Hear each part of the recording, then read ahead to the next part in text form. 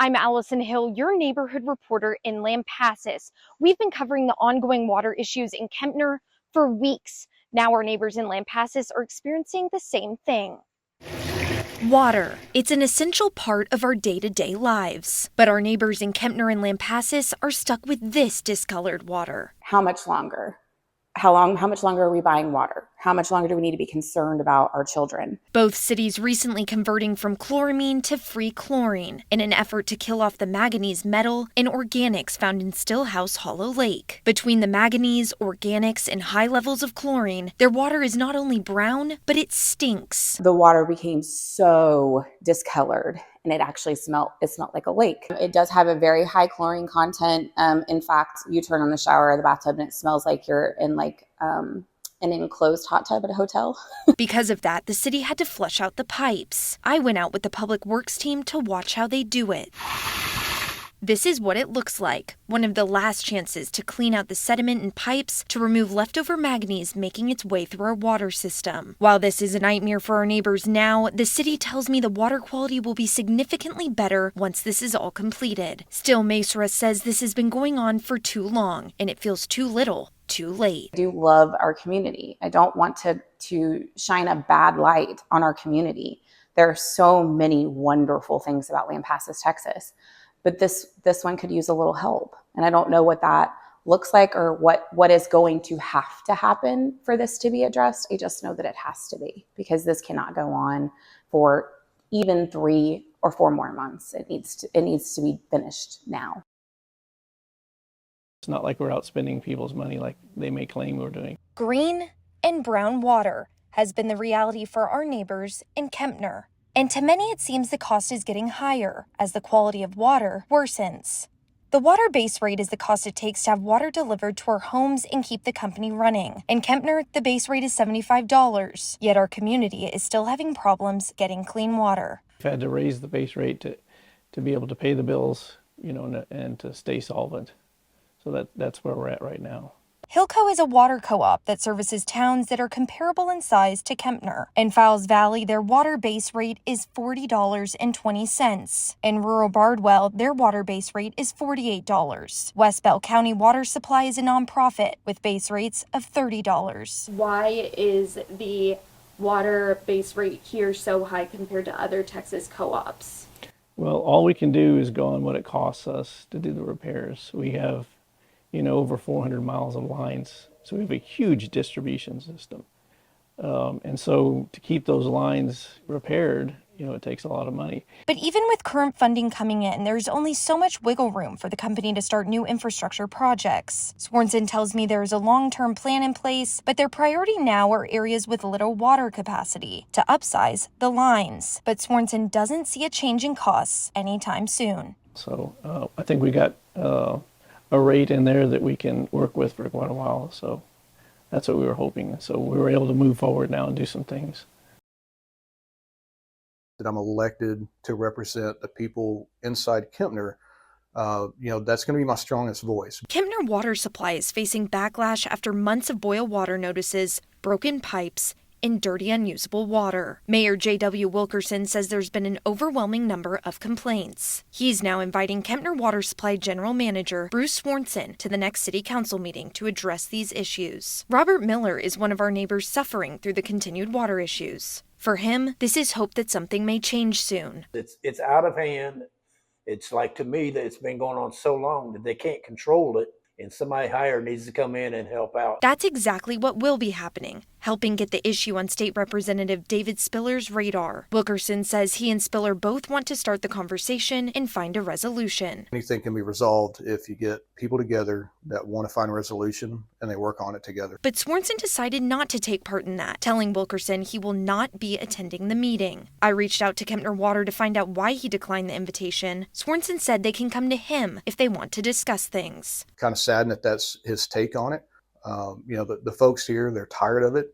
They want somebody to step up to the plate and try to facilitate those conversations. Still, the meeting will be held with the goal of finding a way forward for our community's water issues. But both Wilkerson and Miller agree something has to change. This is the only route I've seen to try to get something done. Please find a way to lower the base pay, and get the water cleaned up. That's all I care about. A room full of frustrated, irritated, and confused residents packed Kempner City Hall Tuesday night. If we are in Kempner, we're stuck in this membership. I'm in a third world country, and the water's better than a third world country. And we're running to get water. We're changing our daily lives. There's something wrong with the water. If I would have known, I would have never moved here. It is time that someone listen to us and someone do something. This didn't happen overnight. Where were they? What were they doing? The fiery meeting held after months of water issues like dirty and smelly water, with our neighbors still under a boil notice with no end in sight. Kempner Water Supply has yet to announce a permanent fix, forcing the city and even state leaders to step in. We heard some really good information from Representative Spiller and Representative Buckley on what's been done, not only by their offices to look into the situation and try to find resolve, but what has and has not been done by the Kempner Water Supply Corporation. State Representative David Spiller and Mayor J.W. Wilkerson making it clear at the meeting they're interested in a resolution, not pointing fingers. The solution that was brought up again and again? Funding. Kempner Water needs funding, programs, and grants to start footing the bill for infrastructure projects. But as Spiller says, someone has to apply for it. As applications have closed for next year, the earliest Kempner Water could apply again is 2025, but it still wouldn't go into effect until 2026. Last time they applied for any grants was 0506. And so that's kind of some big issues for me. And I think it was a big issue for a lot of the people that were here last night to hear. This meeting, the first of many, but our community holding out hope that it's a sign something may change. We took action together as a community. Yes. And so we appreciate y'all backing us up. It's time for a change, and the Kempner board is going to hear from all of us. So. Our community came together Tuesday night to find a plan forward for our water issues. But the biggest question from our neighbors, where was Kempner Water Supply? Kempner's not affiliated with the city, and funding would not come from the city. So it was really no point in talking to the city about that. Some of the major concerns I heard were health issues, itchiness, rashes, and ulcers. If you've got too much chlorine in the water, you're going to get rashes, ulcers, things like that. We don't have that problem right now. We haven't had that problem in a long time. Others are worried it stems from the manganese found in the water, but he says it would take a lot for that to affect our health, adding he does not believe there's any correlation between our water and illnesses. However, some of our residents say they're paying high medical bills to find the root cause. On top of that, several are not happy with the $75 base rate, and one solution is state and federal funding, grants, and programs. I asked Sorensen why Kempner Water hasn't applied to any of those in over 15 years. He said he didn't think they were eligible. Anything that we've looked at, we're not able to do. It's really difficult to get those grants, and they're more geared towards low-income areas and people that are struggling, and Kempner's not a low-income area. As far as base rates go, he does anticipate an increase in the future to fund the needed infrastructure projects. Transparency. People feel like Kempner Water Supply is hiding something. What do you have to say to that? We get the yin and the yang on that. So there's people that say we bother them too much and we give them too much information. We get that a lot. And then there's others that say we don't give them enough information. Despite Tuesday's meeting, there's one thing everyone can agree on. This will not be fixed overnight, but Sorensen tells me Kempner Water Supply will continue working with local and state leaders to get our water quality where it needs to be and where it needs to stay. Two neighboring communities in talks to resolve a number of problems, one including the city of Lampasas, owing Kempner Water Supply $22,000 more than in years past for treating the water this summer. The contract was put together in 2006. It's a very, very comprehensive contract that has requirements for both parties. And we feel like some of those requirements could be met more to the letter of the contract than they currently are. On the agenda in a recent Lampasas City Council meeting, a statement listing its issues with the co-op, adding if Kempner Water does not fix it, the city will consider taking legal action. Those issues? Managing the emergency water supply, spending their money to help Kempner's water flushing, communication issues, and of course, high costs. We acknowledge they've had issues with dealing with their raw water and their treatment. This is a daily issue for us. This is something that our staff spends a lot of time on. I asked Graffenried if our neighbors' tax dollars will be impacted to make up for the price spike this summer. Ultimately, we don't want anything to impact our customers, just like Kempner doesn't want anything to impact their customers.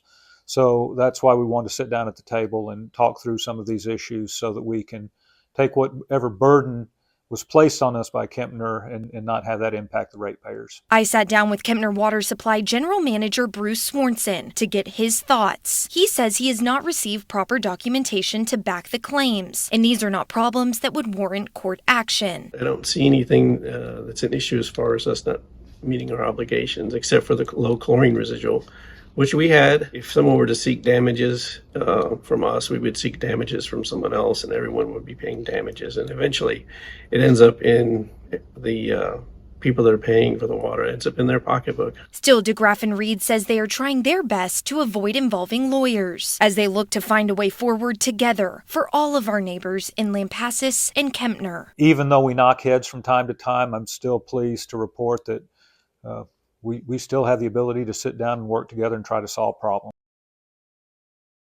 Well, I mean, it's been a whole year since the last time this happened. And in my mind, I'm thinking we shouldn't be able to recall in recent memory the last time that our community was completely without water. From a broken main line and a stage 5 water conservation notice to no water in a frustrated community this week comes an announcement from the city of Lampasas saying our drinking water exceeds the maximum contaminant level for another quarter this year. This community needs help finding resolution. Obviously, you've heard me say that before.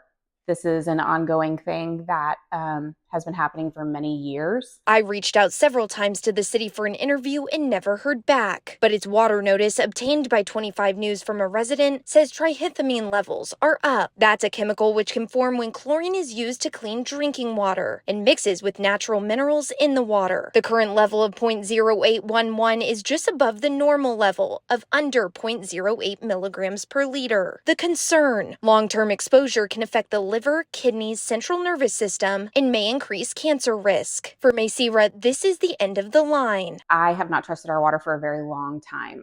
And I think it's just a matter of time before we start seeing extreme negative medical side effects if somebody doesn't actually do something about it. Although crews have repaired the main line and water is starting to make its way to homes again, Maysira says there is still no long-term fix, and she doesn't know how much longer our neighbors can go on like this. To fix these issues, take them up even if they include red tape, because I know that was a concern, and actually follow through with it. Because I think what's following next is probably a class action lawsuit, if not something more severe, because it's bordering on criminal how much they are ignoring or pacifying or band-aiding the serious water issues in our community. The city has finished flushing the lines. This is one of the last areas to be flushed. Crews have been working on it for over 2 weeks. In Lampasas, I'm your neighborhood reporter, Allison Hill.